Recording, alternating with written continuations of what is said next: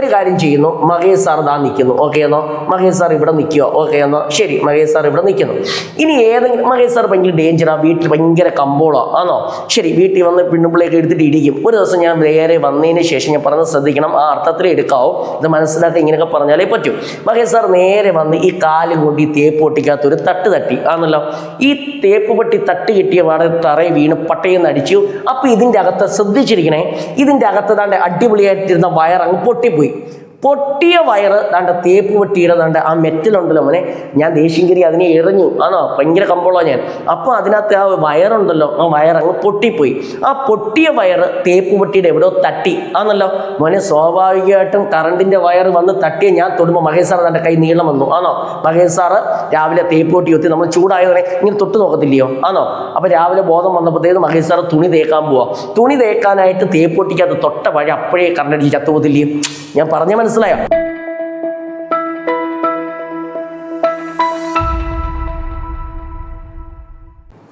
Hi friends, ഏവർക്കും I+ training സൊല്യൂഷൻ്റെ മറ്റൊരു ക്ലാസ്സിലേക്ക് സ്വാഗതം. അപ്പോൾ നമ്മൾ ക്വസ്റ്റ്യൻ ഡിസ്കഷനുമായിട്ട് ആ മാരത്തോൺ സെക്ഷൻ നമ്മൾ തുടങ്ങിയിരിക്കുകയാണ്. ഏകദേശം ഇന്നലെ ഒരു 4-5 ക്ലാസ്സുകൾ എടുത്തിട്ടുണ്ട്. അപ്പോൾ ഒരു മാരത്തോൺ സെക്ഷൻ തുടങ്ങുന്നതിന് മുമ്പ് പാർട്ട് 1, പാർട്ട് 2, പാർട്ട് 3, പാർട്ട് 4 എന്നിങ്ങനെ പറഞ്ഞ് എനിക്ക് തോന്നുന്നു ഏകദേശം ഞാൻ ഒരു പാർട്ട് 4 വരെ ചെയ്തിട്ടുണ്ട്.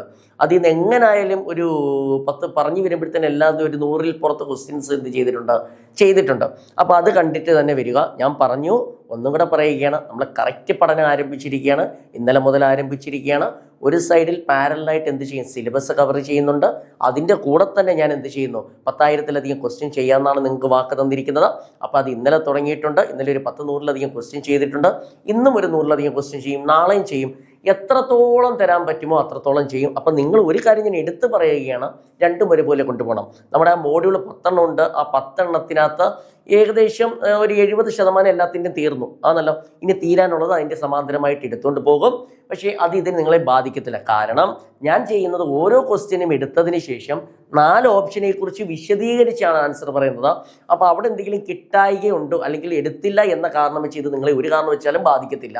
ഓക്കെ ആണോ? അപ്പം രണ്ടും കണ്ടിന്യൂസ് ആയിട്ട് അതും ഇതും കൂടെ ഒരുമിച്ച് കൊണ്ടുപോകണം. സമയം നീട്ടണം. ഞാൻ പറഞ്ഞു ഒരു 40 ദിവസം സമയം നമുക്ക് കിട്ടത്തുള്ളൂ. പലതും മാറ്റിയേക്കാം. നമ്മുടെ നമുക്ക് ഇഷ്ടമുള്ള കാര്യങ്ങൾ പോലും പലതും എന്ത് ചെയ്യണം, മാറ്റി വെച്ചാൽ ജീവിതകാലം മൊത്തം ആ ഇഷ്ടം നമുക്ക് എന്ത് ചെയ്യാം, നേരിടാം. അതുമാത്രമല്ല, നിങ്ങൾ ശ്രദ്ധിക്കേണ്ട ഒരു കാര്യം, ഒരു വിഷയം പഠിക്കുമ്പോൾ ആ വിഷയത്തെ രസകരമായി പഠിച്ചാൽ പഠനം എളുപ്പമാക്കാം. ആ പഠനം എളുപ്പമാക്കിയാൽ നമ്മുടെ ആ ജോലിയിലേക്ക് പ്രവേശിക്കാം. ആ ജോലിയിൽ കിട്ടിയാൽ അതുമായി ബന്ധപ്പെട്ട് നമ്മുടെ രീതിയിൽ വരുന്ന മാറ്റങ്ങളൊന്ന് ചിന്തിച്ചു നോക്കി. നിങ്ങൾ സ്വയം ചിന്തിക്കുക. ഞാനെന്ന് പറയുന്ന വ്യക്തി, ആരുമായിക്കോട്ടെ, ഞാനെന്ന് പറയുന്ന വ്യക്തി ഇപ്പം നിലവിലവസ്ഥ, നാളെ ഞാൻ ഇന്ന് 40 ദിവസം കഷ്ടപ്പെട്ട് എനിക്ക് ആ ജോലിയിൽ കയറാൻ പറ്റി. ആ ജോലിയിൽ കയറാൻ പറ്റുമ്പോൾ എനിക്ക് എങ്ങനെയെല്ലാം മാറ്റങ്ങൾ വരും. എൻ്റെ ജീവിതത്തിൻ്റെ ഒരേ ഒരു ജീവിതം, മനുഷ്യജന്മത്തിലെ ആ ഒരേ ഒരു ജീവിതത്തിൽ എനിക്ക് അവിടുന്ന് എങ്ങനെയൊക്കെ മാറി ചിന്തിക്കാൻ ആദ്യം ഒന്ന് ചിന്തിച്ചു നോക്കുക. എനിക്ക് വരുന്ന മാറ്റങ്ങൾ, സമൂഹത്തിൽ നമ്മൾ വരുന്ന മാറ്റങ്ങൾ, നമ്മുടെ ഫാമിലിയിൽ വരുന്ന മാറ്റങ്ങൾ, കുടുംബ ബന്ധങ്ങളിൽ വരുന്ന മാറ്റങ്ങൾ, നമ്മുടെ ആഗ്രഹങ്ങൾ സാധിക്കാനുള്ളൊരു ചവിട്ടുപടി, അതെല്ലാം ആലോചിക്കുക. ഞാൻ പറഞ്ഞു ദീർഘിപ്പിക്കുന്നില്ല, തുടങ്ങണം. ഓക്കെ എന്നാൽ ശരി. ഇന്ന് അടുത്ത സെക്ഷൻ തുടങ്ങുകയാണ്. In standard Indian domestic wiring, what is the standard frequency of AC supply? Question അവിടെ നിൽക്കട്ടെ, ആദ്യം ഞാനൊന്ന് പഠിപ്പിക്കാൻ പോവാം. അതല്ല മോനെ, അവർ ചോദിച്ചിരിക്കുന്നത് ഇന്ത്യയിലെ വരുന്ന കറണ്ടിൻ്റെ സപ്ലൈ ഫ്രീക്വൻസി എത്രയാണെന്നാണ് ചോദിച്ചിരിക്കുന്നത്. അതിന് മുമ്പ് ഞാൻ കുറച്ച് കാര്യങ്ങൾ പറയാമെന്നേ. ഒന്നാമത്തെ ചോദ്യം ഞാൻ പറഞ്ഞു, ഒരു ചോദ്യം പറയുമ്പോൾ ഒരു 10-20 എണ്ണം പറഞ്ഞു തരും. ആണോ? ഒന്നാമത്തെ സ്ഥിരം. എൻ്റെ പൊന്നുമോനെ, ഞാൻ തന്നെ എത്ര തവണ പരീക്ഷയ്ക്ക് കണ്ടിട്ടുണ്ടെന്ന് എനിക്കറിയത്തില്ല. ഞാൻ പഠിക്കുന്ന കാലം തൊട്ടേ കേട്ട് തരംപിച്ചൊരു ക്വസ്റ്റ്യനാണ്. ഇന്ത്യയിൽ ജനറേറ്റ് ചെയ്യുന്ന വോൾട്ടേജ് ആണോ, നമ്മുടെ ഇന്ത്യയിൽ ജനറേറ്റ് ചെയ്ത് എന്ന് വെച്ചാൽ ഉണ്ടാക്കുന്ന വോൾട്ടേജ് എത്രയാണെന്ന് വെച്ചാൽ ഒന്നാമത്തെ ക്വസ്റ്റ്യൻ 11 kV എന്ന് പറയും, അല്ലെങ്കിൽ പറയാം 11,000 വോൾട്ട് എന്ന് പറയും. ഒന്നാമത്തെ ക്വസ്റ്റ്യൻ ഞാൻ തന്നെ വന്നിരിക്കും, മഹേഷ് സാറാ പറയുന്നത് ആണോ. അപ്പോൾ ഇന്ത്യയിൽ ജനറേറ്റ് ചെയ്യുന്ന, നമ്മുടെ ഇന്ത്യയിൽ ഉണ്ടാക്കുന്ന വോൾട്ടേജ് എത്രയാണെന്ന് വെച്ചാൽ 11 kV. എത്ര? 11,000 വോൾട്ട് എന്ന് പറയും ആണല്ലോ. ശരി, ഇനി ഞാൻ പറഞ്ഞു 2 കാര്യം. ഇന്ത്യയിലെ ജനറേറ്റിംഗ് വോൾട്ട് 2 തരമുണ്ട്. ഒന്ന് ഏത്? സിംഗിൾ ഫേസും ഉണ്ട്, മറ്റേതേതാ? 3 phase. ഞാനടങ്ങുന്ന നിങ്ങളെപ്പോലെയുള്ള എല്ലാ കുടുംബങ്ങളിലും എല്ലാ വീടുകളിലും ഉപയോഗിക്കുന്ന സിംഗിൾ ഫേസ് ആണ്. അപ്പൊ ചോദിക്കും സിംഗിൾ ഫേസ് എത്രയെന്ന് ചോദിച്ചാൽ നിങ്ങൾ പറയണം 230 അല്ലെങ്കിൽ ഓപ്ഷനകത്ത് 240 വോൾട്ട്. ഇത് രണ്ടും കൂടെ മനസ്സിലായി. ഒന്നുകിൽ 230 ആയിരിക്കും, അല്ലെ എത്ര? 240 ആയിരിക്കും. ആണോ? ഇപ്പൊ മഹേഷ് സാർ എത്ര ക്വസ്റ്റ്യൻ പറഞ്ഞു? 2. നമ്മുടെ ക്വസ്റ്റ്യൻ ഇതുവരെ വർക്ക് ചെയ്തില്ല. ഞാൻ ആദ്യം അറിയാമെന്ന് പറയുകയാണ്. ഇന്ത്യയിൽ ജനറേറ്റ് ചെയ്യുന്ന വോൾട്ടേജ് എത്ര? 11 kV. പറഞ്ഞുപടി. ഇന്ത്യയിൽ ജനറേറ്റ് ചെയ്യുന്ന വോൾട്ടേജ് അങ്ങേര് പറഞ്ഞായിരുന്നു എത്ര? 11 kV. അല്ലെ എത്ര വോൾട്ടാ? 11,000 വോൾട്ട് എന്ന് മഹേഷ് സാറ് പറഞ്ഞായിരുന്നു. അടുത്ത പറഞ്ഞു മഹേഷ് സാറ് പറഞ്ഞു 2 സപ്ലൈ ഉണ്ട്. ഏതാ? സിംഗിൾ ഫേസും ഉണ്ട്, പിന്നെ ഏതാ? 3 phase. മഹേഷ് സാറ് പറഞ്ഞു സിംഗിൾ ഫേസ് എന്ന് വെച്ചാൽ നമ്മുടെ ഗാർഹികം വീട്ടാവശ്യത്തിന് ഉപയോഗിക്കുന്ന സിംഗിൾ ഫേസ് ആണ്. അപ്പൊ മഹേഷ് സാറ് പറഞ്ഞു സിംഗിൾ ഫേസ് എന്ന് പറയുമ്പോൾ എത്ര വോൾട്ടേജാ? 230 വോൾട്ട് അല്ലെങ്കിൽ 240 വോൾട്ട് ആണല്ലോ. ഇപ്പൊ എത്ര ക്വസ്റ്റ്യൻ ഞാൻ പറഞ്ഞു? 2 ആണല്ലോ. ശരി, ഇനി അടുത്തത് ഇന്ത്യയിൽ ജനറേറ്റ് ചെയ്യുന്ന വോൾട്ടേജ് 11, വീട്ടിലെത്തുന്നത് സിംഗിൾ ഫേസ് 230. അങ്ങനെ അടുത്തെയാണ് ഇന്ത്യയിലെ സപ്ലൈ ഫ്രീക്വൻസി. ഇത് കേൾക്കുമ്പോൾ ചിലർക്ക് മനസ്സിലാകത്തില്ല, പേടിക്കണ്ട. ഇന്ത്യയിൽ സപ്ലൈ ഫ്രീക്വൻസി എത്രയാണെന്ന് ചോദിച്ചാൽ നിങ്ങൾ പറയണം 50 ഹെഡ്സ് എന്ന് പറയും. എന്താ പറയുന്നത്? 50 ഹെഡ്. പറയാം ഇന്ത്യയിലെ സപ്ലൈ ഫ്രീക്വൻസി എത്ര? 50. ഇന്ത്യയിൽ ജനറേറ്റ് ചെയ്യുന്ന വോൾട്ടേജ് എത്ര? 11 kV. അങ്ങനെ അടുത്ത ചോദ്യം ഫ്രീക്വൻസി എത്ര? 50 ഇല്ലയോ? ഫ്രീക്വൻസിയുടെ യൂണിറ്റ് ഏതാന്ന് ചോദിച്ചാൽ നിങ്ങൾ പറയണേ ഹെഡ്സ്. ഫ്രീക്വൻസിയുടെ യൂണിറ്റ് ഏതാ? ഹെഡ്സ്. ഒന്ന് സഹായിച്ചു. അതിനുശേഷം ഞാൻ കൊടുക്കാം മോനെ. പ്ലീസ് മോനെ. ആണോ? നമ്മുടെ ഇന്ത്യയിൽ കറണ്ട് ഉണ്ടാക്കത്തില്ലയോ? ആ കറണ്ട് ഉണ്ടാക്കുന്ന സ്റ്റേഷൻ. അടുത്ത ക്വസ്റ്റ്യൻ. ആ കറണ്ട് ഉണ്ടാക്കുന്ന സ്റ്റേഷനെ പറയുന്ന പേരാണ് പവർ സ്റ്റേഷൻ എന്ന് പറയും. എന്താ പറയുന്നത്? Power station. അപ്പൊ ഇന്ത്യ ജനറേറ്റ് ചെയ്യുന്ന ഇതിനെ പറയുന്ന പേരെന്താ? Power station. അങ്ങനെ പവർ സ്റ്റേഷൻ അല്ലെ ജനറേറ്റ് ചെയ്യുന്ന വോൾട്ടേജ് എത്ര? പറമനെ 11 kV. അല്ലെങ്കിൽ അത് വേറെ രീതി പറയുമ്പോൾ എത്ര? 11,000 വോൾട്ട് എന്ന് പറയാം. ആണല്ലോ. ശരി, അങ്ങനെയാണെന്ന് ഞാൻ പിന്നെ പറഞ്ഞു. ഇന്ത്യയിലെ ഇന്ത്യയിലെ എത്ര തരം വോൾട്ടേജ്? 2 ഉണ്ട്. സിംഗിൾ ഫേസും ഉണ്ട്, പിന്നെ ഏതാ? 3 phase. സിംഗിൾ ഫേസ് എന്ന് വെച്ചാൽ എത്ര? 230 വോൾട്ടേജ് അല്ലെ 240 വോൾട്ട്. അടുത്ത ചോദ്യം സപ്ലൈ ഫ്രീക്വൻസി എത്ര എന്ന് ചോദിക്കും. എപ്പോഴേ പറയണ എത്ര? 50 ഹെഡ്സ്. പ്ലീസ് മനെ 50 ഹെഡ്സ്. അങ്ങനെ അടുത്ത ചോദ്യം എന്താ ഫ്രീക്വൻസിയുടെ യൂണിറ്റ് എന്ന് ചോദിക്കും. ഫ്രീക്വൻസിയുടെ യൂണിറ്റ് ഏതാ? ഹെഡ്സ്. 4 ചോദ്യമായേ. ഫ്രീക്വൻസിയുടെ യൂണിറ്റ് ഏതാ? ഹെഡ്സ്. അങ്ങനെ ഫ്രീക്വൻസി എന്താന്ന് നോക്കും. Number of cycle per second. ഒറ്റ മിനിറ്റ് മോനെ. ഇതാണ് AC വൈദ്യുതി ആണല്ലോ. ശരി മോനെ, ദാണ്ടെ ഇവിടെ തുടങ്ങി ഇവിടെ അവസാനിക്കും. ദാണ്ട് ഇത്രയും വരുമ്പോഴാ ഒരു സൈക്കിള് ആണല്ലോ. ഇതിപ്പോ എത്ര സൈക്കിളായി? 2. ഇത് എത്ര സൈക്കിളായി? 3. എന്ന് വെച്ചാൽ ഒരു സെക്കൻഡിൽ എത്ര സൈക്കിൾ ഉണ്ടാകുന്നുണ്ട്? 50. എങ്ങനെ? 1, 2, 3 ഇങ്ങനെ എത്ര സൈക്കിൾ ഉണ്ടാകുന്നുണ്ട്? 50. അതാ 50 ഹെഡ്സ് എന്ന് പറഞ്ഞേ. ശരി, കഴിഞ്ഞു. ഇനി എനിക്ക് തരാനുള്ളൊന്നുമില്ല. നോക്കോ, ചോദ്യം ചോദിക്കാൻ പോകുന്നേ. ഇനി നിങ്ങൾ അതിന്റെ ആൻസർ പറയും. മഹേഷ് സാറിന്റെ നീ പോടേന്ന് പറയും. ആണോ? കാരണം അങ്ങനെ പറഞ്ഞുകൂടാ ദോഷമാമനെ. In standard Indian domestic wiring what is the standard frequency of AC supply? ഒരു AC സപ്ലൈയുടെ ഫ്രീക്വൻസി എത്ര എന്നാ പറഞ്ഞു. അപ്പോൾ മഹേഷ് സാറിനെ ആലോചിച്ച് മഹേഷ് സാറ് പറഞ്ഞു AC സപ്ലൈയുടെ ഫ്രീക്വൻസി എത്ര? 50 ഹെഡ്സ്. എന്ന് വെച്ചാൽ എന്താ? ഒരു സെക്കൻഡിൽ എത്ര തവണ ഇങ്ങനെ സഞ്ചരിക്കും? 50. ഫ്രീക്വൻസിയുടെ യൂണിറ്റ് എന്താന്ന് അയാൾ പറഞ്ഞേ? ഹെഡ്സ്. എന്താ ഫ്രീക്വൻസി എന്ന് വെച്ചാൽ number of cycle per second. ശരി, ഇന്ത്യയിലെ ഫ്രീക്വൻസി എത്ര എന്ന് വെച്ചാൽ 60 എന്നാണോ പറഞ്ഞേ? മഹേഷ് സാർ 60 എന്നൊരു വാക്ക് പറഞ്ഞില്ല. Supply frequency Mahesh sir 100 heads എന്ന് പറഞ്ഞു. ഒരിക്കലും ഞാൻ പറഞ്ഞിട്ടില്ല. 120 എന്ന് പറഞ്ഞു. ഒരിക്കലും പറഞ്ഞിട്ടില്ല. മഹേഷ് സാർ പറഞ്ഞത് ഇന്ത്യയിലെ സപ്ലൈ ഫ്രീക്വൻസി എത്ര ആണ് പറഞ്ഞത്? 50 ഹെഡ്സ്. എത്ര ഹെഡ്സാ? 50 ഹെഡ്സ്. മോനെ നൈസാന്ന് മോനെ. ചെറിയ കാര്യത്തിൽ ഞാൻ വലിച്ചു നീട്ടി. ഒന്നും കൂടെ പറഞ്ഞ് ഞാൻ നിർത്തുവന്ന്. പ്ലീസ് എന്നെ ചീത്ത വിളിക്കല്ലോ. ഒന്നും കൂടെ. എനിക്ക് അത്രയും വേണം. എനിക്ക് കിട്ടിയേ പറ്റൂ. ഒന്നും കൂടെ. ഇന്ത്യയിൽ ജനറേറ്റ് ചെയ്യുന്ന വോൾട്ടേജ് എത്താ? പറ. 11 kV. അല്ല, എൻ്റെ മറ്റേ വേറെ രീതി പറഞ്ഞത്ര 11,000 വോൾട്ട് ആണല്ലോ. ശരി, ഫ്രീക്വൻസിയുടെ യൂണിറ്റ് ഏതാ? ഹെഡ്സ്. 2 ചോദ്യം ആണോ? ഫ്രീക്വൻസിയുടെ യൂണിറ്റ് ഏതാ? Hertz. Number of cycle per second അതിനെ പറയുന്ന പേരെന്താ? ഫ്രീക്വൻസി. 3 ചോദ്യമായി. Number of cycle per second എന്താ പറയുന്നത്? ഫ്രീക്വൻസി ആണോ? 4 ഡൊമസ്റ്റിക്കിന് ഉപയോഗിക്കുന്ന ഏതാ? Single phase. 4ാമത്തെ ക്വസ്റ്റ്യൻ ആണോ? സിംഗിൾ ഫേസ് എന്ന് വെച്ചാൽ എത്ര വോൾട്ടേജാ? 230 അല്ലെങ്കിൽ 240 വോൾട്ട് ആണോ? ശരി, ഇന്ത്യയിൽ ജനറേറ്റ് ചെയ്യുന്ന വോൾട്ടേജ് ഏതാ? 11 kV. ഇവിടെ തന്നെ എത്ര ക്വസ്റ്റ്യൻ ഞാൻ പറഞ്ഞു? 5 ആണ് മോനെ. അപ്പോൾ ഒരു ഇതിൽ നിന്ന് എത്ര ക്വസ്റ്റ്യൻ നമ്മൾ പഠിച്ചു? 5. ഇതെല്ലാം പ്രീവിയസ് ഇയർ ക്വസ്റ്റ്യൻ ആണല്ലോ. ശരി, അപ്പോൾ ഇന്ത്യയിലെ സപ്ലൈ ഫ്രീക്വൻസി എത്ര? 50 ഹെഡ്സ്. സെറ്റാണേ. ശരി, ഇനി അടുത്ത ഞാൻ പറയുന്നു. Which type of wiring is provides the best protection against the fire and mechanical damage? എനിക്കൊന്ന് സെക്കൻഡ് മോഡികളാണ് സോനു സാർ എടുത്തതാണ്. മനെ പറഞ്ഞേക്കുന്നത് which type of wiring is provide? ഏത് തരം വയറിംഗ് ആണ് നമ്മൾ ഉപയോഗിക്കുന്നത്? Best protection against fire and mechanical damage. അവിടെ ഞാൻ കുറച്ച് പരിപാടി എടുക്കാൻ പോവുകയാണ്, ശ്രദ്ധിച്ചിരിക്കണം. അതിന് ശേഷം നമുക്ക് ക്വസ്റ്റ്യൻ വരാം. മോനെ എന്താ വയറിംഗ് എന്ന് വെച്ചാൽ, ഇപ്പം അവിടെ ഞാനൊരു ഫാനാണെന്ന് വിചാരിക്കുക, ഞാൻ ഇത് കറങ്ങണം എന്നുണ്ടെങ്കിൽ എനിക്ക് എന്ത് വേണം? കറണ്ട് വേണം. ആ കറണ്ട് വേണമെങ്കിൽ ആ വയറിൽ കൂടി കറണ്ട് ഇവിടം വരെ വരണം ആണല്ലോ. അപ്പം വയറിംഗ് എന്ന് വെച്ചാൽ ഒരിടത്തു നിന്ന് മറ്റൊരിടത്തേക്ക് എന്ത് ചെയ്യണം? കറണ്ടിനെ കൊണ്ടുവരാനല്ലേ ഉപയോഗിക്കുന്നത്. പലതരം വയറിംഗ് ഉണ്ട് മോനെ. ഇപ്പോൾ ഉദാഹരണം ഒരു വീട് പണി നടക്കുമോ, വീട് പണി നടക്കുമ്പോൾ നിങ്ങൾ കണ്ടിട്ടില്ലയോ ചെറുതായിട്ട് വെളിയിൽ കൂടെ അല്ലേ വയറിംഗ് ചെയ്യുന്നത് താൽക്കാലികമായിട്ട്. ഈ പണ്ടത്തെ കാലത്ത് എരുത്തിലൊക്കെ ഉണ്ട്, എരുത്തിൽ എന്ന് വെച്ചാൽ ഈ പശുവിനെയൊക്കെ വളർത്തുന്നത്. അവിടെയൊക്കെ നമ്മൾ പണ്ടുള്ള ഒരാൾക്കാർ എന്ത് ചെയ്യണം? വയറിങ്ങിന് ചുമ്മാ വീടിൻ്റെ ഫ്രണ്ടിൽ കൂടെ വലിച്ച് വീടിൻ്റെ ഫ്രണ്ടിൽ കൂടെ വലിച്ച് ബൾബ് തൂക്കിയിടുമല്ലായിരുന്നോ? അപ്പോൾ അങ്ങനെ ഒരു വയറിംഗ് ഉണ്ട് ആണല്ലോ.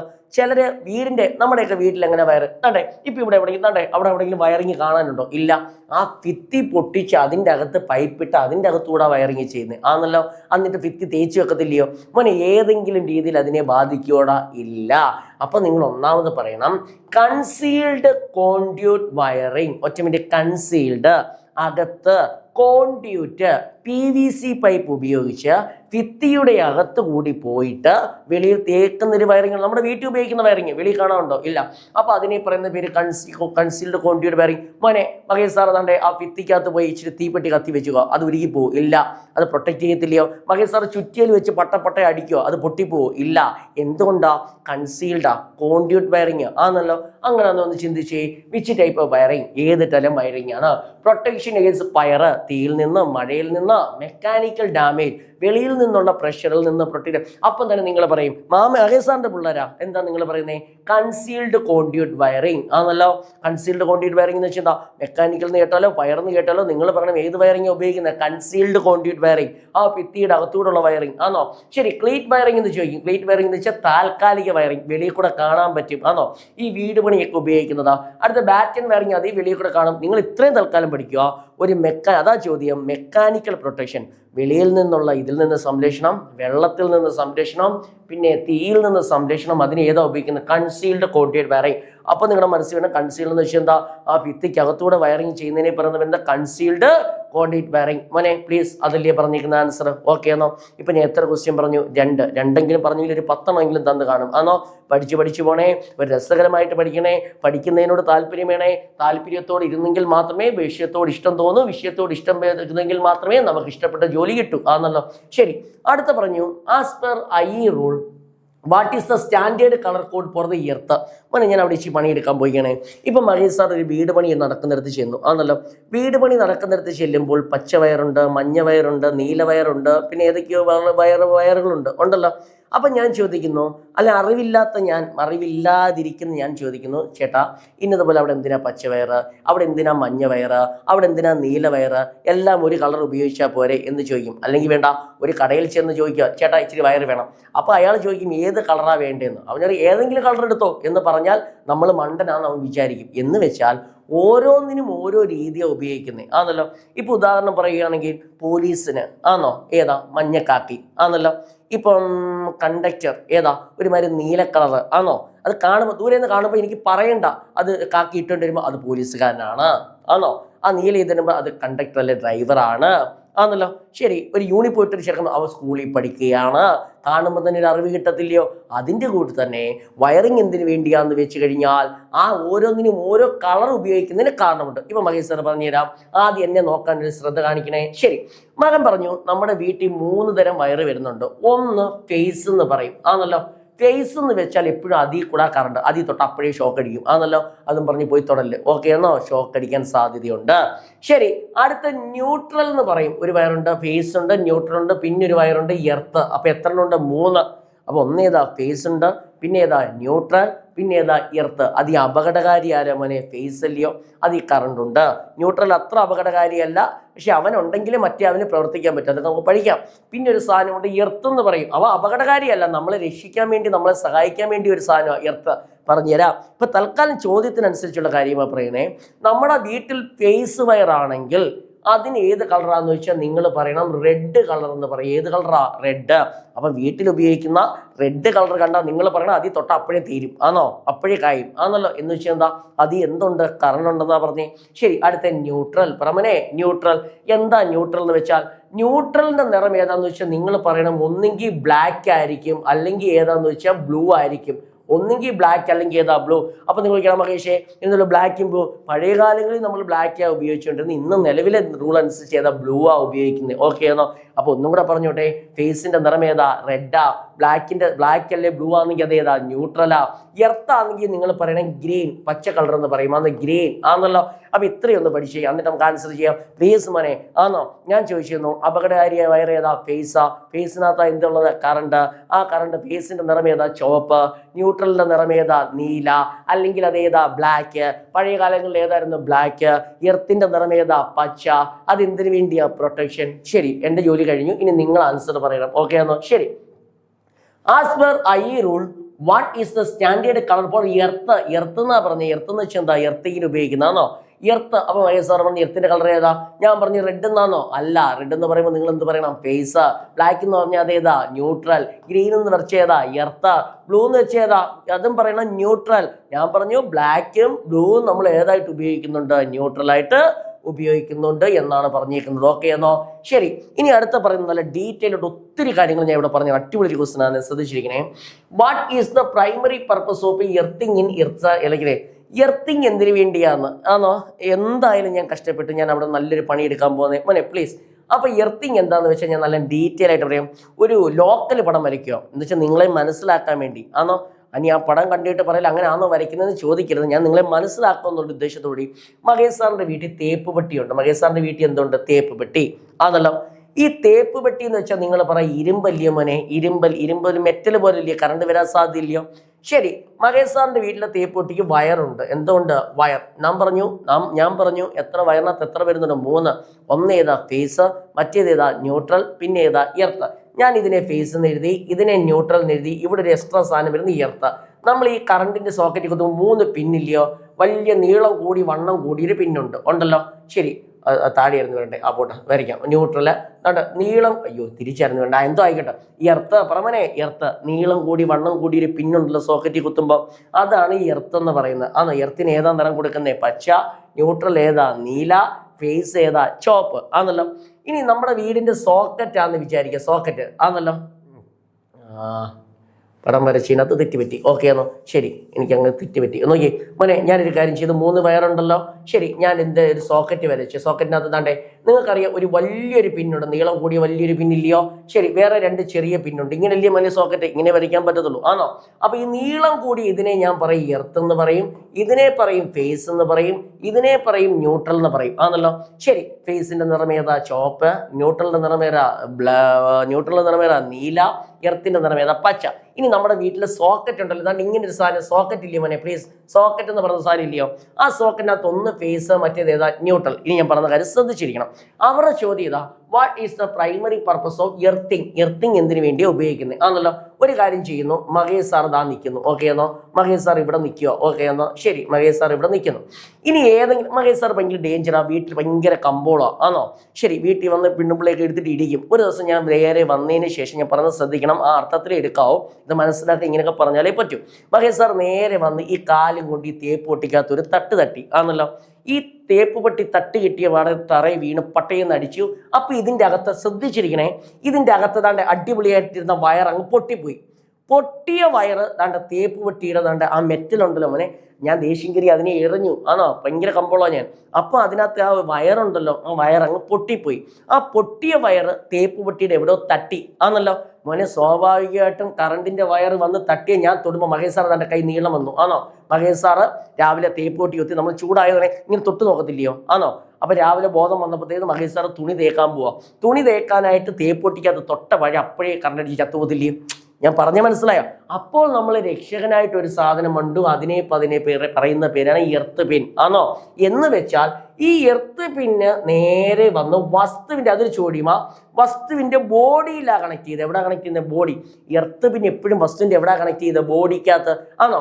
ഏതെങ്കിലും കാരണം വെച്ചാൽ ഈ ബോഡിയിൽ കറണ്ട് വന്നാൽ എർത്ത് വയർ നേരെ പിടിച്ച് കറണ്ടിനെ ഏതാണ്ട് ഈ വലിയ പിന്ന് കണ്ടോ, സാധാരണ കറണ്ട് നമ്മുടെ തേപ്പൂട്ടിയിലോട്ടാണ് വരുന്നത്. ഏതെങ്കിലും കാരണം വെച്ചാൽ നമ്മൾ ഉപയോഗിക്കുന്ന വസ്തുവിന്റെ ബോഡിയിൽ കറണ്ട് വന്നാൽ എന്ത് ചെയ്യും? ആ എർത്ത് പിന്നെ നേരെ ആ കറണ്ടിനെ വലിച്ച് നേരെ എന്ത് ചെയ്യുന്നു? തിരിച്ച് എർത്ത് പിന്നിലോട്ട് പോകും. ഈ എർത്ത് പിന്നെ ഈ വലിയ ഇതിലോട്ടല്ലേ നമ്മൾ കുത്തുന്നേ? ആണോ? ഇത് നേരെ പോയി നമ്മുടെ വീടുണ്ട്, വീടിന്റെ പുറവിലായിട്ട് ഒരു കമ്പി ഇങ്ങനെ കുഴിച്ചിടത്തിൽ ഈ എർത്ത്. അപ്പൊ ഈ കറണ്ടിനെ പിടിച്ച് നേരെ കൊണ്ട് സോക്കറ്റിൽ കൊടുക്കും. സോക്കറ്റിൽ നിന്ന് നേരെ വീടിന്റെ പുറകെ കണ്ടില്ല 2 എർത്ത് വയറെന്ന് പറഞ്ഞ് 2 കുഴി. അപ്പൊ അങ്ങോട്ട് പോകും. അപ്പൊ ഈ കറണ്ട് എല്ലാം ഒഴുകി പോത്തില്ലയോ? മഹേഷ് സാറ് തൊട്ടാൽ ചെറിയ ഷോക്ക് അടിക്കും, ചത്തുപോത്തില്ല എന്തായാലും. ആണോ? അപ്പൊ നമ്മളെ സഹായിച്ചാര എർത്ത് പിൻ. എനിക്ക് ഇത്രേ അറിയത്തുള്ളൂ. ഇനി നിങ്ങൾ ആൻസർ പറയണം. ഓക്കെ എന്നോ? അവരുടെ ചോദ്യം ഇതാണ്. എന്താ ചോദ്യം? What is the primary purpose? ആ പ്രൈമറി പർപ്പസ് ഓഫ് എർത്തിങ്. എർത്തിങ്ങിന്റെ പ്രൈമറി പർപ്പസ് എന്താണെന്നാ ചോദിച്ചത്. മനെ എർത്തിങ്ങിന്റെ പ്രൈമറി പർപ്പസ് എന്താണെന്ന് ചോദിച്ചേ. ആണോ? ദ എർത്തിങ് ഈസ് പല. അപ്പൊ മഹേഷ് സാറ് പറഞ്ഞേക്കണം. മഹേഷ് സാറ് പറഞ്ഞു തേപ്പ് പൊട്ടിക്കകത്ത് കറണ്ട് വന്നു. മഹേഷ് സാറ് കമ്പോളം വരുന്നു, അത് ചവിട്ടി പൊട്ടിക്കാൻ നോക്കി. രാവിലെ ബോധം വന്നപ്പം എന്ത് ചെയ്തു? സ്വിച്ച് ഇട്ടപ്പം ബോഡിക്കകത്ത് കറണ്ട് വന്നു. മഹേഷ് സാറ് തൊട്ട് നോക്കി ചൂടാണോന്ന് അറിയാൻ. അപ്പൊ മഹേഷ് സാർ കറണ്ട് അടിക്കത്തില്ലയോ? അപ്പൊ കറണ്ട് അടിക്കാൻ രക്ഷകനായി സൂപ്പർമാനെ പോലെ, ശക്തിമാനെ പോലെ, ഈമാനെ പോലെ ഒരാൾ വന്നിട്ടുണ്ട്. അയാളെ പറയുന്ന പേരാണ് എർത്ത് പിൻ. ആ എർത്ത് പിൻ എന്ത് ചെയ്യുന്നു? ആ കറണ്ടിനെ കളക്ട് ചെയ്ത് നേരെ എവിടെ കളക്ട് ചെയ്യും? വീടിന്റെ പുറയിലോട്ട് കൊണ്ട് കളയത്തില്ലയോ അതിനെ? അപ്പൊ ഒറ്റ മിനിറ്റ് എന്താ പറഞ്ഞേ? To prevent the voltage. Mahesh sir അങ്ങനെ പറഞ്ഞോ? എർത്ത് പിൻ മഹേഷ് സാർ പറഞ്ഞ പ്രൊട്ടക്ഷനാ, സുരക്ഷയ്ക്ക് വേണ്ടിയാ. അതല്ല. ടു പ്രൊട്ടക്ട് ഹ്യൂമൻ എന്ന് വെച്ചാൽ എന്താ മോനെ? മനുഷ്യൻ. ടു പ്രൊട്ടക്ട് ഹ്യൂമൻ ലൈഫ് മനുഷ്യന്റെ ജീവിതത്തെ രക്ഷിക്കുന്നു. ഞാൻ പറഞ്ഞാണല്ലയോ മഹേഷ് സാർ രാവിലെ കറണ്ട് അടിക്കാതിരിക്കാനല്ലയോ? ഹ്യൂമൻ ലൈഫ് ഫ്രം ഇലക്ട്രിക് ഷോക്കിൽ നിന്ന് രക്ഷിക്കുന്നു. ആണോ? To increase the life application. അപ്പൊ ഏതാ answer? To protect human life from electric shock. നൈസായിട്ട് പറഞ്ഞു. പ്രയാസമുള്ളൊരു കാര്യം ആണോ? ഒറ്റ വാക്കിൽ പറഞ്ഞ് മനസ്സിലാക്കിയെന്ന് വിചാരിക്കുന്നു. ശരി, അടുത്തതാ for plate earthing the standard. ഇതിനകത്ത് എനിക്കൊന്നും പറയില്ല, നിങ്ങൾ പഠിച്ചോ. ഫോർ പ്ലേറ്റ് എർത്തിങ് 2 തരം എർത്തിങ് ഉണ്ട്. ഒന്ന് പ്ലേറ്റ് എർത്തിങ്ങും ഉണ്ട്, മറ്റേത് ഏതെന്ന് വെച്ചാൽ പൈപ്പ് എർത്തിങ്ങും ഉണ്ട്. ആണല്ലോ? അപ്പൊ ഞാൻ ചോദിക്കുന്ന ചോദ്യം പ്ലേറ്റ് എർത്തിങ് ആണോ പൈപ്പ്? അതെല്ലാം പിന്നെ പറയാം. ശരി, അവർ ചോദിക്കുന്ന plate earthing standard dimension of copper plate should not be less than. അത് എത്രയാണെന്ന് വെച്ചാൽ 60 × 60 × 3.15 മില്ലിമീറ്റർ എന്ന് പറയും. ഓക്കെ ആണോ? അതെന്താന്ന് പിന്നെ നമുക്ക് പറയാം. ഓക്കെ, ഇപ്പൊ തൽക്കാലം ഇത് പഠിക്കുക. നമ്മുടെ മോഡ്യൂൾ വൈസ് ക്ലാസ്സിനകത്ത് ഇതിനെക്കുറിച്ചെല്ലാം പ്ലേറ്റ് എർത്തിങ്ങിനെ കുറിച്ചും പൈപ്പ് എർത്തിങ്ങിനെ കുറിച്ചും നല്ല വിശദമായിട്ട് പറഞ്ഞിട്ടുണ്ട്. അതിന്റെ അടിസ്ഥാനത്തിൽ നമ്മൾ ആൻസർ മാത്രം പറയുന്നു. ഓക്കെ ആണോ? ശരി, അടുത്ത പറഞ്ഞു മനെ ഇവിടെ ഒത്തിരി ക്വസ്റ്റ്യൻ വരുന്നുണ്ട്. പ്ലീസ് ആദ്യം എന്നെ ഒന്ന് ശ്രദ്ധിച്ചാൽ ഞാൻ ഇത് മൊത്തം തരാം. ഇവിടെ തന്നെ ഒരു 10 ക്വസ്റ്റ്യനെങ്കിലും ഞാൻ തരും. ആണല്ലോ? ശ്രദ്ധിച്ചിരിക്കണേ. ഈ ഒരു ചോദ്യത്തെ നമ്മൾ 10 പഠിക്കും. പ്ലീസ് മനെ. അപ്പൊ തുടങ്ങാൻ പോവുകയാണ്. ദ വിച്ച് ഇൻസ്ട്രുമെന്റ്, ഏത് ഇൻസ്ട്രുമെന്റ് ആണ് the exclusively used to measure insulation resistance? അപ്പൊ നിങ്ങൾ ചോദിക്കണേ മഹേഷ് സാറേ ഈ ഇൻസുലേഷൻ റെസിസ്റ്റന്റ് എന്താ? മനെ പറഞ്ഞുതരാം. ആണോ? ആദ്യം അതൊന്ന് പറയാം. മഹേഷ് സാറിന്റെ ഇതൊരു കണ്ടക്ടറാ. ആണല്ലോ? ഈ കണ്ടക്ടറിന്റെ അകത്ത് കേബിൾ എടുത്തു. കേബിളിന്റെ അകത്ത് കറണ്ട് പോകുന്ന കണ്ടക്ടർ ഇല്ലയോ? അതിനെ ചുറ്റി ഒരു കേബിൾ ഇല്ലയോ? ആ കേബിളിന്റെ റെസിസ്റ്റൻസിനെ പറയുന്ന പേര് ഇൻസുലേഷൻ റെസിസ്റ്റൻസ്. ഒന്നും കൂടെ പറയാം. കറണ്ട് പോകുന്നൊരു കേബിള്. ആ കേബിളിന്റെ പുറത്ത് ഇങ്ങനെ കോട്ടിങ് ഇല്ലയോ? പച്ച നീല കായുള്ള കോട്ടിങ്, നല്ല കട്ടിയുള്ള വയറ്. ആണോ? ആ കേബിള് അല്ലേ നമ്മളെ പ്രൊട്ടക്ട് ചെയ്യുന്ന കറണ്ട് അടിക്കാതൊക്കെ ഇരിക്കാനായിട്ട്? ആണോ മോനെ? അപ്പൊ ആ കേബിളിന്റെ റെസിസ്റ്റൻസ്, പ്രതിരോധം, ആരോഗ്യം, അതിനെ ഒറ്റവാക്കി പറയുന്ന പേരെന്താ? Insulation resistance. അപ്പൊ ഇൻസുലേഷൻ റെസിസ്റ്റൻസ് എന്ന് വെച്ചാൽ എന്താ? ഒരു കറണ്ട് പോകുന്ന ഒരു കേബിളിന്റെ ആ പുറം ഭാഗത്തെ ആ ഇൻസുലേഷൻ ഉണ്ട്, അതിന്റെ ആരോഗ്യം, റെസിസ്റ്റൻസ് നല്ലതാണോ ചീത്തയാണോ എന്ന് മനസ്സിലാക്കാനാണ് ഇൻസുലേഷൻ റെസിസ്റ്റൻസ്. അത് ലോക്കൽ ഭാഷയിൽ പറഞ്ഞാൽ നോക്കിയേ. അതിനിപ്പോൾ ഞാൻ ഒന്ന് പഠിപ്പിക്കാം. ആൻസർ നമുക്ക് പഠിക്കാം. അതിനിപ്പോൾ ഞാൻ ഇത് എന്താണെന്നൊന്ന് പറഞ്ഞു തരാം. അതിനുശേഷം നിങ്ങൾ ആൻസർ പറയണം. ആണോ? ശരി, ഒന്ന് ഓം മീറ്റർ. പറമനെ ഓം മീറ്റർ. ശ്രദ്ധിക്കണേ. ഓം മീറ്റർ എന്താന്ന് വെച്ച് കഴിഞ്ഞാൽ ഞാൻ പറയുകയാണ്, ഓം മീറ്റർ എന്ന് വെച്ചാൽ റെസിസ്റ്റൻസ് മെഷർ ചെയ്യുന്ന ഉപാധിയാണ് ഓം മീറ്റർ. നമ്മൾ ആദ്യത്തെ പാട്ടിനകത്ത് പറഞ്ഞിട്ടുണ്ട്. എന്താ ഓം മീറ്റർ? മനെ പ്ലീസ് മനെ, ഞാൻ കഴിഞ്ഞ ക്ലാസ്സിൽ പറഞ്ഞു, ഓർമ്മയുണ്ടോ? കറണ്ട് മെഷർ ചെയ്യാൻ ആരാ? അമ്മീറ്റർ. വോൾട്ടേജ് മെഷർ ചെയ്യാൻ ആരാ? Volt meter. അമ്മീറ്റർ കണക്ട് ചെയ്യുന്ന എങ്ങനെയാണെന്ന് വെച്ചാൽ സീരീസ്. അടുത്ത ചോദ്യം ചോദിക്കും. അപ്പൊ ഒന്നും കൂടെ, കറണ്ട് മെഷർ ചെയ്യുന്ന ഉപാധി ഏതാ? അമ്മീറ്റർ. വോൾട്ടേജ് മെഷർ ചെയ്യുന്ന ഉപാധി ഏതാ? Volt meter. അമ്മീറ്റർ എങ്ങനെയാ കണക്ട് ചെയ്യുന്നതെന്ന് വെച്ചാൽ അടുത്ത ചോദ്യം എങ്ങനെയാ? സീരീസ്. വോൾട്ട് മീറ്റർ എങ്ങനെയാ കണക്ട് ചെയ്യുന്നത്? പാരലൽ. 4 ക്വസ്റ്റ്യൻ. വോൾട്ട് മീറ്റർ എങ്ങനെയാ കണക്ട് ചെയ്യുന്നത്? പാരലൽ ആയിട്ടാണ് കണക്ട് ചെയ്യുന്നത്. ആണോ? ശരി, അടുത്ത ഓം മീറ്റർ ആണോ? റെസിസ്റ്റൻസ് മെഷർ ചെയ്യാൻ നമ്മൾ ഉപയോഗിക്കുന്ന ഉപാധിയെ പറയുന്ന പേരാണ് ഓം മീറ്റർ. റെസിസ്റ്റൻസ് മെഷർ ചെയ്യാൻ ഉപയോഗിക്കുന്ന ഉപാധിയെ പറയുന്ന പേരെന്താ? ഓം മീറ്റർ. ആണോ? ഈ അടുത്ത മെഗർ, അതായത് പറഞ്ഞുതരാം. മൾട്ടിമീറ്റർ. മൾട്ടിമീറ്റർ എന്ന് വെച്ചാൽ നമുക്കറിയാം, ഈ TV ഒക്കെ നന്നാക്കുന്ന കടയിലുണ്ടാണോ? വോൾട്ടേജ് മെഷർ ചെയ്യാം, കറണ്ട് മെഷർ ചെയ്യാം, റെസിസ്റ്റൻസ് മെഷർ ചെയ്യാം. ആണോ? അപ്പൊ മൾട്ടിമീറ്റർ എന്തിനു വേണ്ടിയാന്ന് വെച്ചാൽ multimeter is a device that is used to measure voltage, current, resistance. ആണോ? അപ്പോൾ ഒന്നുകൂടെ, ഓം മീറ്റർ എന്താ മെഷർ ചെയ്യുന്നത്? റെസിസ്റ്റൻസ് മെഷർ ചെയ്യുന്ന ഉപാധി. മൾട്ടിമീറ്റർ എന്താ? Multimeter is a device that is used to measure voltage, current, resistance. പല കാര്യങ്ങളും മെഷർ ചെയ്യും ആണല്ലോ. ശരി, അടുത്ത മെഗർ ആണോ പുതിയ സാധനം. മെഗർ ആണ് ഇൻസുലേഷൻ റെസിസ്റ്റൻസ്. ഇനി പഠിക്കണം, ഇനി അറിയത്തില്ലെന്ന് പറയില്ല മോനെ. അപ്പൊ ഞാൻ ചോദിച്ചെന്താ, ഒരു ഇൻസുലേഷൻ റെസിസ്റ്റൻസ് മെഷർ ചെയ്യാൻ ഉപയോഗിക്കുന്ന ഉപാധിയെ പറയുന്ന പേരെന്താ? മെഗർ. മെഗർ മെഗർ പറഞ്ഞു പടി. അപ്പൊ നിങ്ങൾ ചോദിക്കണം, മഹേഷ് സാറേ ഇന്നതുപോലെ എന്താണ് ഇൻസുലേഷൻ റെസിസ്റ്റൻസ്? ഞാൻ പറഞ്ഞു, ഒരു കറണ്ട് പോകുന്ന ഒരു കേബിൾ എടുക്കുകയാണെങ്കിൽ ആ പുറംചട്ട ഇൻസുലേഷന്റെ റെസിസ്റ്റൻസ്, അത് റെസിസ്റ്റൻസ് മെഷർ ചെയ്യുമ്പോൾ നമുക്കറിയാം അത് നല്ലതാണോ ചീത്തയാണോ, ഷോക്ക് അടിക്കുമോ ആണോ. ശരി, അതിനുശേഷം എർത്ത് ടെസ്റ്റർ, അത് എർത്തിലെ റെസിസ്റ്റൻസ് കാണാൻ ഉപയോഗിക്കുന്നതാണോ ആണല്ലോ. ശരി, ചോദ്യം ഇതാ. ചോദ്യത്തിന് ആൻസർ നിങ്ങൾ പറ. The which instrument is exclusively used to measure insulation resistance. Insulation resistance measure ചെയ്യുന്ന ഉപാധി ഏതാന്ന് വെച്ചാൽ നിങ്ങൾ പറയണം ഏതാ? മെഗർ എന്ന് പറയണം ആണോ മോനെ. ശരി, അങ്ങനെയാണ് അടുത്ത question. A cable is regard. അവിടെ ഇച്ചിരി കാര്യങ്ങൾ പറയാനുണ്ട്, ശ്രദ്ധിച്ചിരിക്കണേ മോനെ. ഇവിടെ ഒത്തിരി കാര്യങ്ങൾ തരാനുണ്ട്, നല്ലോണം ശ്രദ്ധിച്ചെങ്കിൽ മാത്രമേ മനസ്സിലാവൂ, അല്ലെങ്കിൽ ഇച്ചിരി പ്രയാസമായിട്ട് തോന്നും. ഞാൻ ആദ്യമേ പറയാന്നേ, ഞാൻ ആദ്യം ഇത് പറയുന്നതിന് മുമ്പ് നിങ്ങൾക്ക് വലിയൊരു ഉപകാരം ചെയ്തു തരാൻ പോവുകയാണ്.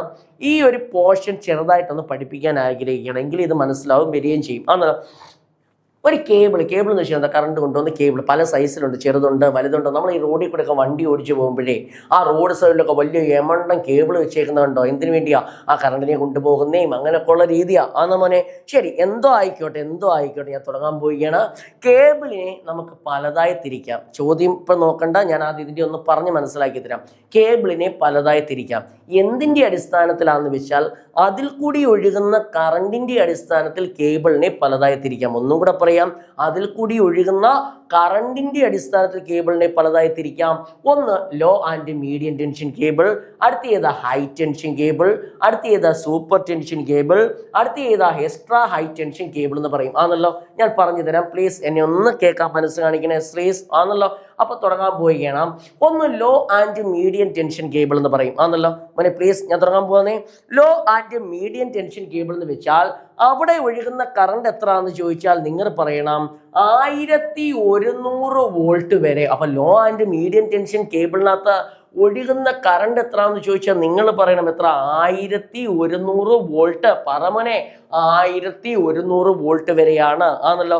ലോ ആൻഡ് മീഡിയം ടെൻഷൻ കേബിളിനകത്ത് ഒഴുകുന്ന കറണ്ട് എത്ര? 1100 വോൾട്ട് എന്ന് പറയും ആണല്ലോ. ശരി, അങ്ങനെയാണ് ഇത് എവിടെ ഉപയോഗിക്കുന്നത് വെച്ചാൽ ഗാർഹിക ആവശ്യങ്ങൾ. പറമനെ ഗാർഹികം എന്ന് വെച്ചാൽ എന്താ? വീട്ടാവശ്യത്തിന്. പ്ലീസ് മോനെ. അപ്പൊ ഞാൻ ഒന്നുകൂടെ കേബിളിനെ പലതായി തിരിക്കാം. ആ കേബിളിന്റെ ഒന്ന് ഏതാ? Law and medium tension cable എന്ന് പറയാം. അടുത്ത ഏത് പറയാം? ഹൈ ടെൻഷൻ കേബിൾ എന്ന് പറയാം. അടുത്ത ഏതാ? സൂപ്പർ ടെൻഷൻ കേബിൾ എന്ന് പറയാം. അടുത്ത ഏതാ? എക്സ്ട്രാ ഹൈ ടെൻഷൻ കേബിൾ എന്ന് പറയാം ആണല്ലോ. അപ്പൊ law and medium tension cable എത്ര വരെയാ? 1100 വോൾട്ട് വരെ ആ കേബിളിൽ കൂടി കടത്തിവിടാൻ പറ്റും. അതിന്റെ അപ്പുറം പറ്റുമോ? ഇല്ല. അപ്പൊ അത് എവിടെ ഉപയോഗിക്കുന്നത് വെച്ചാൽ ഗാർഹിക ആവശ്യങ്ങൾ, വാണിജ്യ ആവശ്യങ്ങൾ. അവിടെ തന്നെ 3 ചോദ്യനായേ.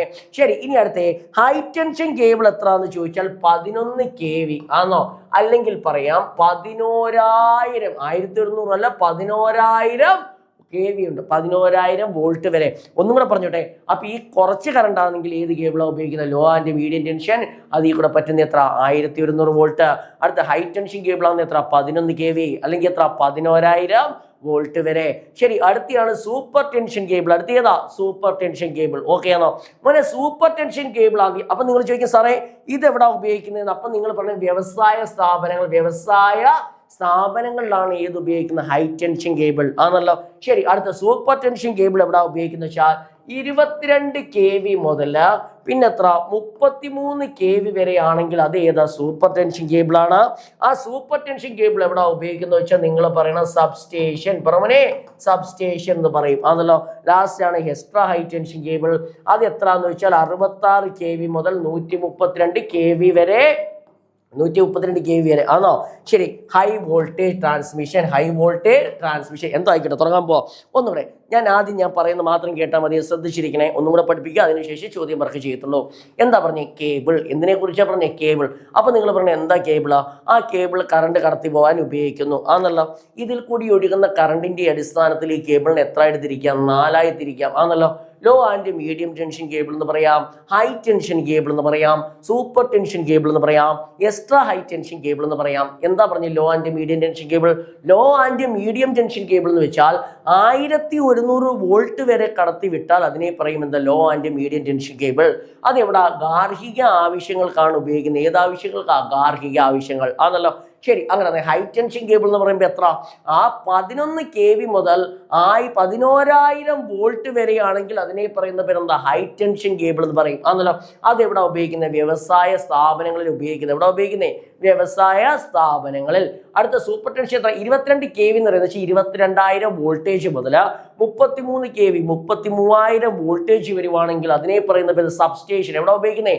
സബ്സ്റ്റേഷൻ. അപ്പോൾ സബ്സ്റ്റേഷൻ ഉപയോഗിക്കുന്ന ഏതാ? Super tension. ഗാർഹിക ആവശ്യങ്ങൾക്ക് ഏതാ? Law and medium. ആണോ? അവന് ഒരു ചോദ്യത്തെ ഞാൻ വലിച്ചു നീട്ടി അറിയാവുന്ന എല്ലാം തരുവാന്ന് അവിടത്തെ ഒത്തിരി ചോദ്യമാവേ? ഓക്കെ ആണോ? പ്ലീസ്. ആണോ? അടുത്ത എക്സ്ട്രാ ഹൈ ടെൻഷൻ എന്ന് വെച്ചാൽ 66 kV മുതൽ എത്ര വരെയാണ്? 132 kV വരെ. ആണല്ലോ. ശരി, എനിക്കിനി അറിയത്തില്ല, ഞാൻ ഇനി നിങ്ങളെ ആശ്രയിക്കുന്നു. നിങ്ങളാണ് സാറുമാർ, എനിക്കറിയാവുന്നതെല്ലാം പറഞ്ഞു. ഓക്കെ.